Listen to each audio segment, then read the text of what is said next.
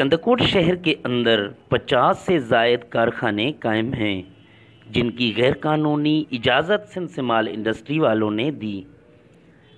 ان کارخانوں میں rice mills, flour mills شامل ہیں۔ رائس ملز اور فلور ملز کی وجہ سے 5 لاکھ آبادی کو شہریوں کو شدید مشکلات کا سامنا ہے۔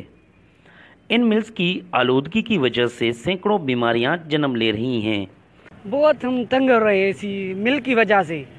ہم کہتے ہیں تو مل شہر سے باہر ہو جائے، تو اسی میں ہماری بیماری ہے، بہت بیماری کندکوٹ میں ہو رہی ہے اسی مل کی وجہ سے۔ گندا پانی ہے، تم دیکھو بہت گندا پانی ہے، یہاں پہ گندا پانی چل رہا ہے، اس کی وجہ سے بہت سی بیماریاں پھیل رہی ہیں۔ ہمارے سرکار سے اپیل ہے کہ یہ ملوں کو شہر سے باہر کیا جائے۔ اس حوالے سے شہریوں کا کہنا ہے کہ ان کارخانوں کو آبادی سے باہر منتقل کیا جائے۔ ضرورت اس عمل کی ہے کہ ان ملز کو جو شہر کی آبادی میں قائم ہیں، غیر قانونی سمال انڈسٹریز والوں کے خلاف سخت کارروائی کی جائے اور 5 لاکھ شہریوں کو مختلف بیماریوں سے نجات دلائی جائے۔ کیمرہ ٹیم کے ساتھ حضور بخش منگی، آج نیوز، کندکوٹ۔